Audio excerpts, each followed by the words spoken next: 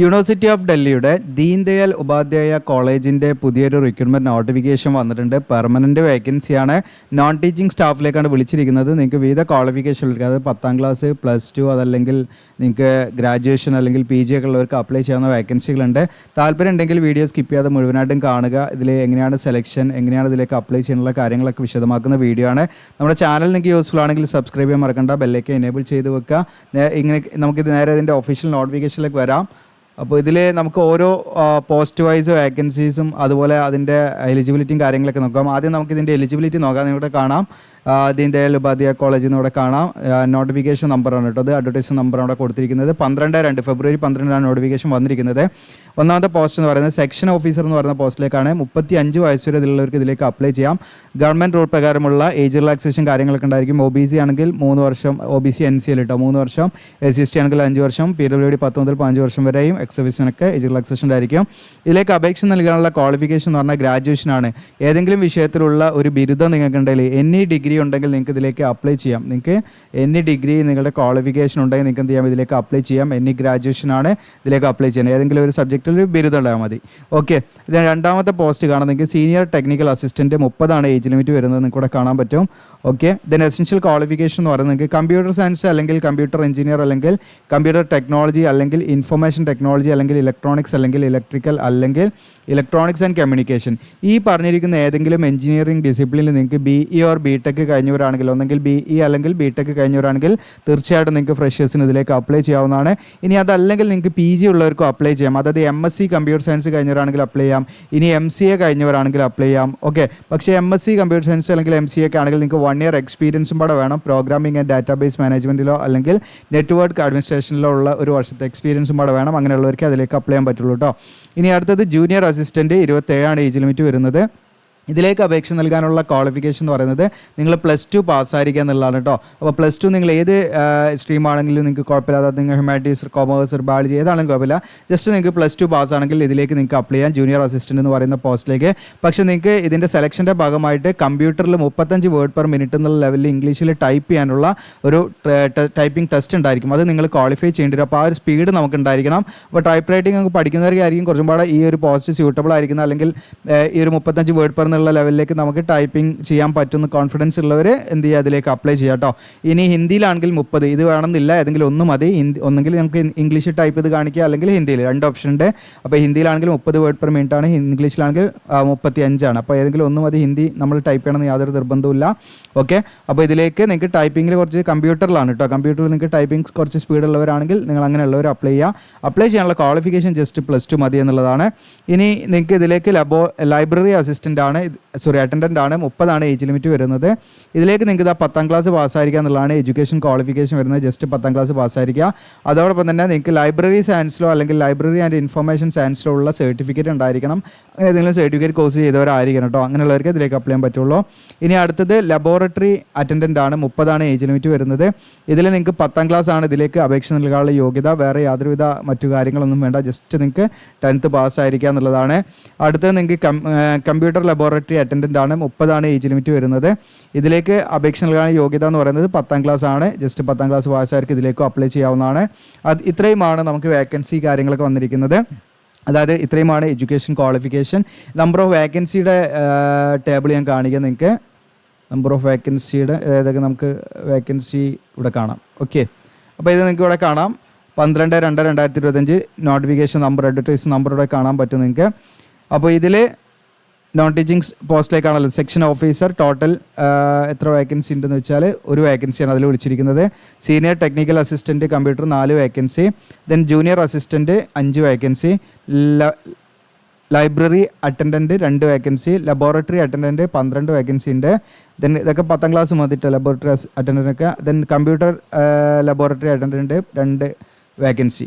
Okay, അപ്പോൾ ഇതിൽ നിങ്ങൾക്ക് റിസർവ്ഡ് വേക്കൻസി ഒക്കെ കാണാം. എല്ലാ പോസ്റ്റിലും ഈ പറയുന്ന ലൈബ്രറി അറ്റൻഡൻറ്റിൽ മാത്രമേ നമുക്ക് ജനറൽ വേക്കൻസി ഇല്ലാത്തുള്ളൂ.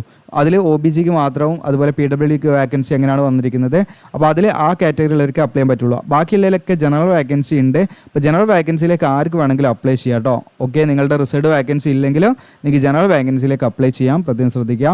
പിന്നെ ഇത് ഡിപ്പാർട്ട്മെൻറ്റ് വൈസ് ആയിട്ട് വേക്കൻസീസ് ഇവിടെ കാണാം. ലബോറട്ടറി അറ്റൻഡൻ്റ് ആണെങ്കിൽ ബോട്ടണി, കെമിസ്ട്രി ഇലക്ട്രോണിക്സ്, ഫിസിക്സ്, ഇലക്ട്രിക്കലോ എന്താണ് വരിക, സുവോളജി, പിന്നെ കമ്പ്യൂട്ടർ ലബോറട്ടറി അറ്റൻഡൻ്റ് ആണെങ്കിൽ നിങ്ങൾക്ക് ഇവിടെ കാണാം കേട്ടോ. ബിസിനസ് സ്റ്റഡീസും പിന്നെ കമ്പ്യൂട്ടർ സെൻറ്റർ അങ്ങനെയൊക്കെയാണ് വരുന്നത് കേട്ടോ. അത് ഡിപ്പാർട്ട്മെൻറ്റ് വൈസ് ഓരോ ഡിപ്പാർട്ട്മെൻറ്റ് പേരാണ് നിങ്ങൾ നോക്കണ്ട. അപ്പോൾ അതിൻ്റെ ആ ഒരു എന്താണ് വേക്കൻസീസും ആണ്. ഓക്കെ, ഏതൊക്കെ ഡിപ്പാർട്ട്മെൻറ്റിൽ എത്ര വേക്കൻസി ഉണ്ടെന്ന് അറിയുന്നതാണ്. അപ്പോൾ ഇതിലേക്ക് നമ്മൾ ഓൺലൈനായിട്ട് അപ്ലൈ ചെയ്യേണ്ട അവസാന തീയതി എന്ന് പറയുന്നത് മാർച്ച് 12 വരെ നിങ്ങൾക്ക് സമയമുണ്ട്. മാർച്ച് 12 ഉള്ളിൽ നിങ്ങളത് അപ്ലൈ ചെയ്യുക എന്നുള്ളതാണ്. അപ്പോൾ ഇതിലേക്ക് അപ്ലൈ ചെയ്യുന്നതിന് മുൻപായിട്ട് ഇതിലേക്ക് അപേക്ഷാ ഫീസൊക്കെ വരുന്നുണ്ട്. അതിൻ്റെ കാര്യം ഇവിടെ കാണിക്കുക ഞാൻ. ഇത് നിങ്ങൾക്ക് ഇവിടെ കാണാം 1000 രൂപയാണ് ജനറൽ കാൻഡിഡേറ്റ്സിനുള്ള അപേക്ഷാ ഫീസ് വരുന്നത്. OBC അതുപോലെ EWS ഫീമെയിൽ കാൻഡിഡേറ്റ്സ് ആണെങ്കിൽ അവർക്ക് 800 രൂപ അപേക്ഷാ ഫീസ് വരും. SC/ST PWD കാൻഡിഡേറ്റ്സ് ആണെങ്കിൽ അവർക്ക് 600 രൂപയാണ് ഫീ വരുന്നത് കേട്ടോ. ഓൺലൈനായിട്ട് തന്നെ ഫീ അടയ്ക്കേണ്ടത്. പിന്നെ ഇതിലേക്ക് നിങ്ങൾ ഫില്ല് ചെയ്യുന്ന സമയത്ത് സെൽഫ് അറ്റസ്റ്റഡ് ആയിട്ടുള്ള നിങ്ങളുടെ ഡോക്യുമെൻറ്റ്സ് ഒക്കെ ഫോട്ടോസ്റ്റാറ്റ് എടുക്കുക. എന്നിട്ട് സെൽഫ് അറ്റസ്റ്റ് ചെയ്തിരിക്കുന്ന നമ്മൾ ഫോട്ടോസ്റ്റാറ്റ് എടുത്ത് സെൽഫ് അറ്റസ്റ്റ് ചെയ്തിട്ട് വേണം ഓൺലൈൻ അപേക്ഷ ഫില്ല് ചെയ്യുന്ന സമയത്ത് ഡോക്യുമെൻറ്റ്സ് അപ്ലോഡ് ചെയ്യാൻ കേട്ടോ. വെറുതെ നമ്മൾ സ്കാൻ ചെയ്ത് അപ്ലോഡ് ചെയ്താൽ പോരാ. നിങ്ങളെല്ലാം ഫോട്ടോസ്റ്റാറ്റ് എടുത്തിട്ട് നിങ്ങളതിൽ സെൽഫ് അറ്റസ്റ്റ് ചെയ്തിട്ട് ആ ഒരു സർട്ടിഫിക്കറ്റ് വേണം നിങ്ങൾ എന്ത് ചെയ്യേണ്ടത്, അപ്ലോഡ് ചെയ്യേണ്ടത്. അത് പ്രത്യേകം ശ്രദ്ധിക്കുക. പിന്നെ ഇനി PWD കാൻഡിഡേറ്റ്സ് ആണെങ്കിൽ അവർക്ക് ഇതിൽ ഓഫ്ലൈൻ വഴിയായിട്ട് അപേക്ഷ നൽകാം കേട്ടോ. ഓക്കെ, അവർക്ക് ഓഫ്ലൈൻ വഴി അപേക്ഷ നൽകാനുള്ള അവസാന തീയതിയും 12/3 തന്നെയാണ്. സ്പീഡ് പോസ്റ്റ് ആയിട്ട് അവരുടെ എൻവലപ്പിൻ്റെ മുകളിൽ application for the post of എഴുതിയിട്ട് ഏത് പോസ്റ്റിലേക്കാണെന്നുള്ളതൊക്കെ എഴുതണം കേട്ടോ. അത് PWD കാൻഡിഡേറ്റ്സിന് മാത്രം. ഓക്കെ, അവർക്ക് ഈ പറയുന്ന ഓഫ്ലൈനായിട്ടും അപ്ലൈ ചെയ്യാവുന്നതാണ്. ഓൺലൈനായിട്ടും ചെയ്യാം, ഓഫ്ലൈനായിട്ടും ചെയ്യാമെന്നുള്ളതാണ്. അപ്പോൾ ഏതെങ്കിലും ഒരു മെത്തേഡ് മതിയാകും കേട്ടോ. കാരണം ഈ ശാരീരിക പ്രശ്നങ്ങളൊക്കെ ഉണ്ടായതുകൊണ്ടായിരിക്കാം മേ ബി അവർക്ക് ഇങ്ങനെ പെട്ടെന്ന് അപ്ലൈ ചെയ്യാൻ വേണ്ടിയിട്ടായിരിക്കാം ഓഫ്ലൈൻ പാടെ കൊടുത്തതെന്നാണ് ഞാൻ മനസ്സിലാക്കുന്നത്. അപ്പോൾ നിങ്ങളൊരു ഒരു എൻവലപ്പ് വാങ്ങിയിട്ട് അതിൽ application for the post of നെയ്ത, എന്നിട്ട് അതിലേക്ക് നിങ്ങളുടെ ഡോക്യുമെൻറ്റ്സ് സെൽഫ് അറ്റസ്റ്റഡ് ഡോക്യുമെൻറ്റ്സും നിങ്ങളുടെ അപേക്ഷാ ഫോം ഉണ്ട് ഞാൻ കാണിക്കുക. അപേക്ഷാ ഫോമും ഫില്ല് ചെയ്തിട്ട് അതിലിട്ടിട്ട് സ്പീഡ് പോസ്റ്റ് ആയിട്ട് ഇതാണ് അഡ്രസ്സ്. ഞാൻ ഈ റോസ് കളറും കൂടെ കാണാം. ദ പ്രിൻസിപ്പാൾ എന്ന് പറഞ്ഞിട്ട് നിങ്ങൾക്ക് കാണാം, ദീൻദയാൽ ഉപാധ്യായ കോളേജ് എന്ന് പറഞ്ഞിട്ട് ദ പിൻകോഡ് സൈഡ് ഈ അഡ്രസ്സിലേക്കാണ് ഈ PWD കാൻഡിഡേറ്റ്സ് മാത്രം കേട്ടോ. നമ്മൾ ബാക്കിയുള്ള ഉദ്യോഗാർത്ഥികളൊന്നും നോക്കേണ്ട ആവശ്യമില്ല. അവർക്ക് ഈ രീതിയിലും ഓഫ്ലൈനായിട്ടും അപ്ലൈ ചെയ്യാം. അപ്പോൾ ഇതിൻ്റെ അപേക്ഷാ ഫോമും എങ്ങനെയാണ് അപ്ലൈ ചെയ്യേണ്ട ലിങ്കൊക്കെ കിട്ടുന്നതിന് വേണ്ടിയിട്ട് നമ്മുടെ വീഡിയോയുടെ ഡിസ്ക്രിപ്ഷനിൽ ഞാൻ അപ്ലൈ ചെയ്യുന്ന ലിങ്ക് കൊടുത്തിട്ടുണ്ടാവും. അതിൽ നിങ്ങൾ ക്ലിക്ക് ചെയ്താൽ നിങ്ങൾക്കാണ് DDU college, Delhi university recruitment പറഞ്ഞിട്ട് താഴോട്ട് സ്ക്രോൾ ഡൗൺ ചെയ്യുക. നിങ്ങൾ ഇവിടെ താഴോട്ട് വരുമ്പോൾ ഇമ്പോർട്ടൻറ്റ് ലിങ്ക്സ് കിട്ടും. നോട്ടിഫിക്കേഷൻ ഇവിടുന്ന് ഡൗൺലോഡ് ചെയ്യാൻ നിങ്ങൾക്ക് അപ്ലിക്കേഷൻ ഫോം എന്നുള്ള ഭാഗമുണ്ട്. ഓക്കെ, അപ്പോൾ ഈ നോട്ടിഫിക്കേഷൻ എന്നുള്ള ജസ്റ്റ് ഞാൻ ഓപ്പൺ ആയി കാണിക്കാം. നോട്ടിഫിക്കേഷൻ എന്നുള്ളതിൽ നമ്മൾ ക്ലിക്ക് ചെയ്യുന്നു. ഓക്കെ, അപ്പോൾ DDU കോളേജിൻ്റെ ആ ഒരു എന്താണ് നമ്മൾ അഡ്വർടൈസ്മെൻറ്റ് പേജിലാണ് നമ്മൾ നിൽക്കുന്നത്. അഡ്വർടൈസ്മെൻറ്റ് ഇതാണ്. അപ്പോൾ ഇതിൽ വേക്കൻസി ഡീറ്റെയിൽസ്, അഡ്വർടൈസ്മെൻറ്റ്, എംപ്ലോയ്മെൻറ്റ് ന്യൂസിൽ വന്നിരിക്കുന്ന അഡ്വർടൈസ്മെൻറ്റ്, ഇതെല്ലാം സെയിം അഡ്വർടൈസ്മെൻറ്റിൻ്റെ കാര്യങ്ങൾ തന്നെയാണ് കേട്ടോ. പിന്നെ ക്വാളിഫിക്കേഷൻ അങ്ങനെ ഓരോരോ PDF ആയിട്ടാണുള്ളത്. സ്കീം ഓഫ് എക്സാമിനേഷൻ അത് ഞാൻ കാണിക്കാം നിങ്ങൾക്ക്. പിന്നെ നമുക്ക് application form for applying non teaching post only നിങ്ങൾക്കിവിടെ കാണാം. Only for person with benchmark disability, അതായത് PWD കാൻഡിഡേറ്റ്സിന് മാത്രം ഉള്ളതാണ് കേട്ടോ ഈ ഒരു ഫോം. അവരെന്ത് ചെയ്യുക, ഇത് ഫില്ല് ചെയ്തിട്ട് പോസ്റ്റലായിട്ട് അയക്കുക കേട്ടോ. PWD കാൻഡിഡേറ്റ്സ് ആണെങ്കിൽ ഓക്കെ, ഇതാണ് ഫോം, പ്രിൻ്റ് എടുക്കുക. അതൊക്കെ നിങ്ങൾക്ക് ഇവിടുന്ന് കിട്ടും. ഓക്കെ, ബാക്കിയുള്ള ഉദ്യോഗാർത്ഥികൾ ചെയ്യേണ്ട കാര്യങ്ങൾ ഓൺലൈനായിട്ടാണ്, അത് ഞാൻ കാണിക്കാം. പിന്നെ ഇതിൻ്റെ സ്കീം ഓഫ് എക്സാമിനേഷൻ ഇവിടെ കൊടുത്തിട്ടുണ്ട്, അതും നിങ്ങൾക്ക് അതിൽ ഡൗൺലോഡ് ചെയ്യാം. ഓക്കെ, നമ്മുടെ നോട്ടിഫിക്കേഷൻ എന്നുള്ള ഭാഗത്തുനിന്ന് ഡൗൺലോഡ് ചെയ്താൽ സ്കീം ഓഫ് എക്സാമിനേഷൻ കേട്ടോ. അപ്പോൾ ഓരോ പോസ്റ്റിൻ്റെ നിങ്ങൾക്ക് അതിൻ്റെ വ്യക്തമായുള്ള കംപ്ലീറ്റ് സിലബസ് ഇതിൽ കൊടുത്തിട്ടുണ്ട് കേട്ടോ. അപ്പോൾ എക്സാം ഉണ്ടായിരിക്കും ഇതിൽ. ഓക്കെ, പിന്നെ ഇനി നമ്മൾ അടുത്ത ഘട്ടം ആപ്ലിക്കേഷൻ ഫോമാണ്. ആപ്ലിക്കേഷൻ ഫോമിൻ്റെ അവിടെ കാണാൻ നിങ്ങൾക്ക് ക്ലിക്ക് ചെയ്യാർ എന്നുള്ള ഭാഗം കാണാം. ഓപ്പൺ ആക്കുക.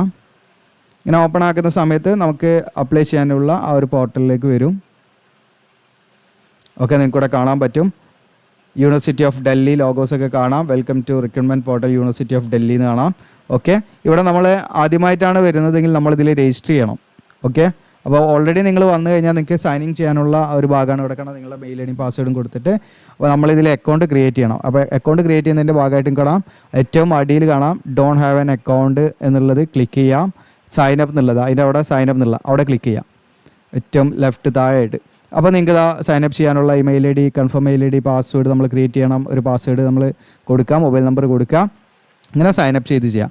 ഇത് നമ്മൾ ഓൺലൈനായിട്ട് ചെയ്ത് കൊടുക്കുന്നുണ്ട്. നിങ്ങൾക്ക് എന്ത് ചെയ്യാം, നമ്മുടെ വാട്സപ്പ് നമ്പർ ഉണ്ട്, ഇതിൽ ജസ്റ്റ് കോൺടാക്ട് ചെയ്യാം കേട്ടോ. Contact or online application team എന്നുള്ളതിൽ കോൺടാക്ട് ചെയ്താൽ നമ്മൾ സർവീസ് ചാർജ് ഉണ്ടായിരിക്കും. നിങ്ങളുടെ ഡോക്യുമെൻറ്റ്സ് ഒക്കെ അയച്ചു തന്നാൽ വളരെ സിമ്പിളായിട്ട് നിങ്ങൾക്ക് ടൈമും വേസ്റ്റ് ആവില്ല. സിമ്പിളായിട്ട് നിങ്ങൾക്ക് എന്ത് ചെയ്യാം, നിങ്ങൾക്ക് ജസ്റ്റ് നമ്മളോട് ചാറ്റ് ചെയ്താൽ മതി അപ്ലൈ ചെയ്യുന്ന സമയത്ത്. അപ്പോൾ നിങ്ങൾക്ക് നിങ്ങളുടെ അപേക്ഷ കംപ്ലീറ്റ് ചെയ്ത് തരും. നിങ്ങൾക്ക് ഇൻട്രസ്റ്റഡ് ആണെങ്കിൽ അതിൽ കോൺടാക്ട് ചെയ്യാം കേട്ടോ. ഓക്കെ, അതല്ല നിങ്ങളിത് രജിസ്റ്റർ ചെയ്ത് നിങ്ങൾക്ക് അങ്ങനെ പോകാവുന്നതാണ് ഓരോ അടുത്ത സ്റ്റെപ്പിലേക്ക്. അപ്പോൾ ഇത്രയാണ്. പിന്നെ PWD കാൻഡിഡേറ്റ്സ് ആണെങ്കിൽ മാത്രമാണ് ഈ ഒരു അപേക്ഷ ഫോം ഫില്ല് ചെയ്ത് അയക്കേണ്ടത്. ബാക്കിയുള്ള ഉദ്യോഗാർത്ഥികൾ ഓൺലൈനായിട്ട് മാത്രം അപ്ലൈ ചെയ്താൽ മതി കേട്ടോ. ഓക്കെ, അത് പ്രത്യേകം ശ്രദ്ധിക്കുക. അപ്പോൾ ഇത് മാക്സിമം ഒരു കൂട്ടുകാരിലേക്ക് ഷെയർ ചെയ്യുക, യൂസ്ഫുൾ ആണെങ്കിൽ. അതുപോലെ ലൈക്ക് ചെയ്യാൻ മറക്കണ്ട വീഡിയോ. താങ്ക്